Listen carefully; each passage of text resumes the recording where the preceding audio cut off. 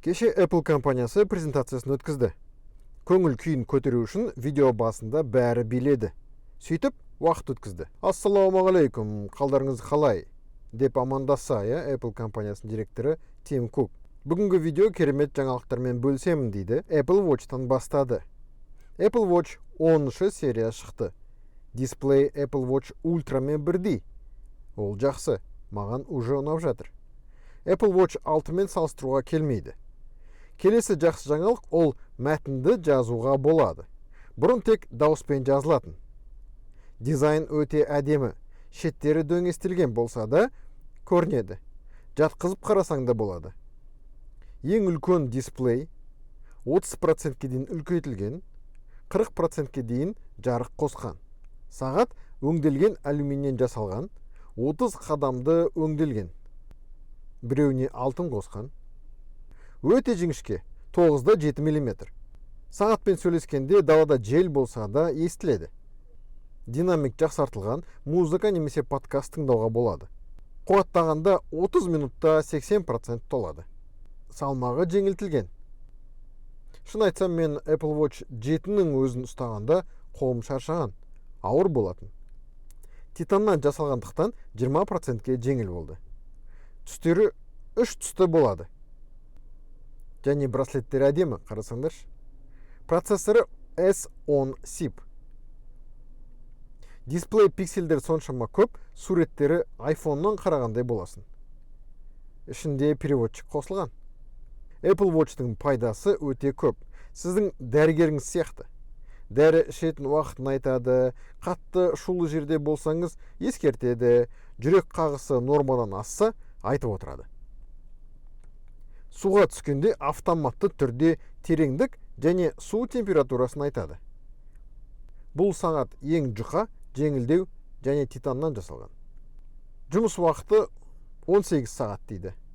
Паузаға басып, барлық сипаттамасын көріп ал. Бағалары осындай. 190 мың теңге ол қоңырау қабылдай алмайтын түрі, ал 240 мың теңгеден басталатын ол қоңырау қабылдай алатын түрі. Осылай бағалары. Қазір тапсырыс беруге болады, ал 20 қыркүйектен бастап сатылымға шығады. Apple Watch Ultra 2 туралы тыңдаңдар. Нағыз спортқа арналған дейді. Велосипедке қоссаң ыңғайлы, көп ақпарат көріп отырасың. Бассейнде қанша круг жүзіп жүрсең, соны санап береді. Ал тауға шықсаң, картамен ескеріп отырып, адаспайтындай жасайды. Бірақ ондай түрі алдыңғы нұсқада болған сияқты. Түрлі түсті етіп жасалған, титан болғандықтан мықтырақ, және бауы темір. Екі түрлі болады, біреу қара және алюминді, қара түстісі әдемілеу сияқты. Қалай қарайсың?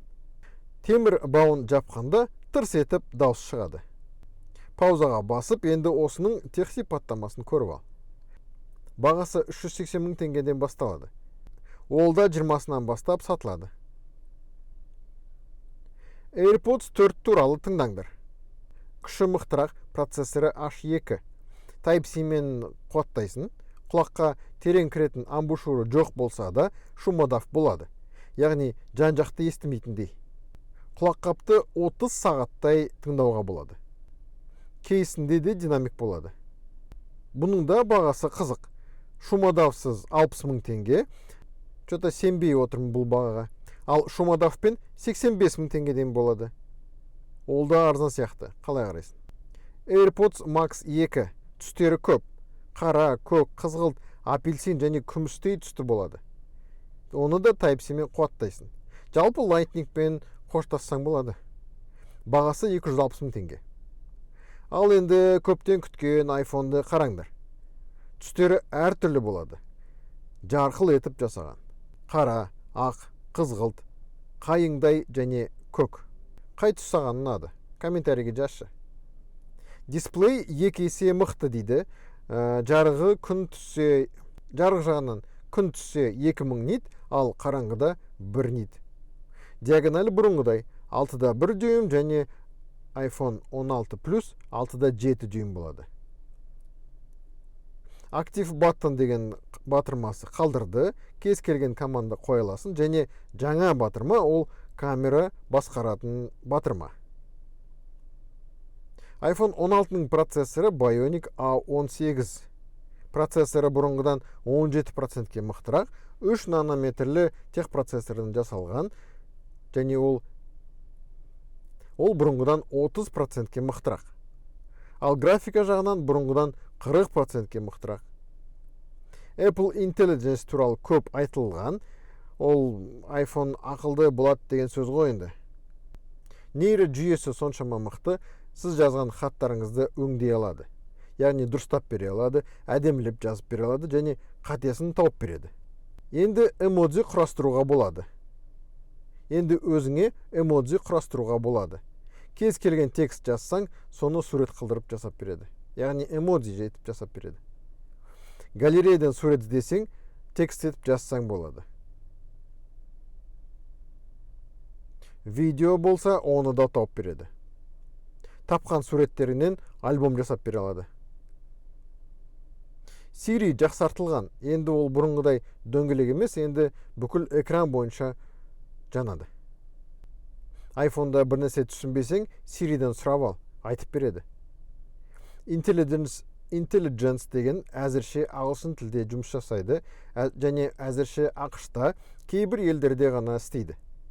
Камераны басқаратын жаңа батырма болады. Ол жаңа батырмаға жай бассаң камера, ары бері қозғасаң меню шығады, қатты бассаң видео қосылады. Негізгі камера 48 мегапиксель, апертурасы 1:6. Кең бұрышты камерасы 12 мегапиксель, апертурасы 2:2. Неге екі камера және осылай орналасқан десеңіз, егер iPhone-ды горизонталь түрде ұстасаңыз, ол видеоны Apple Vision Pro арқылы қарауға болады. Ол кішігірім реклама ғой. Паузаға басып, толық сипаттамасын қара. Айтпақшы, фотода керек емес объекті өшіруге болады, және видео түсіргенде микрофон шулағанды төмендетеді. Аккумуляторын ұлғайтқанды айтпаппын ғой. iPhone 16 бағасы 380 мың теңге, ал iPhone 16 Plus 430 мың теңгеден басталады. Ал енді ең қызық смартфон ол iPhone 16 Pro. Көлемі үлкейген, 6.3 дюймді, және iPhone 16 Pro Max 6.9 дюйм болады. Бұл ең үлкен iPhone болатын шығар. Сырты жай титан емес, 5-ші класты титан. Түстері қара, күміс, сұр және титанды.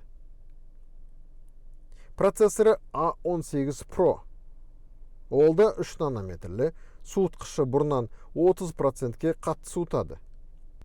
Камерасы 48 мегапиксель, апертурасы 1:78, кең бұрышты камерасы 48 мегапиксель және телефото объективі ол сапасын бұзбай 5x етіп жақындата алады. Видеода үлкен артықшылық ол 4К түсіргенде баяулата алады. Яғни секундына 120 кадр етіп түсіреді. Салыстыру үшін осы уақытқа дейін барлығы 60 кадр етіп түсіретін. Бағалары 16 Pro 480 мың теңге, 16 Pro Max 575 мың теңгеден басталады. Микрофонды да жақсартқан, кәдімгі кино түсіруге болады дейді. Видео түсіргенде лог форматта түсіре аласың. Клип түсірсең болады. Паузаға басып, бүкіл тех сипаттамасын көріп ал. Комментарий жазбасаң да лайк бассаң болады. Рахмет.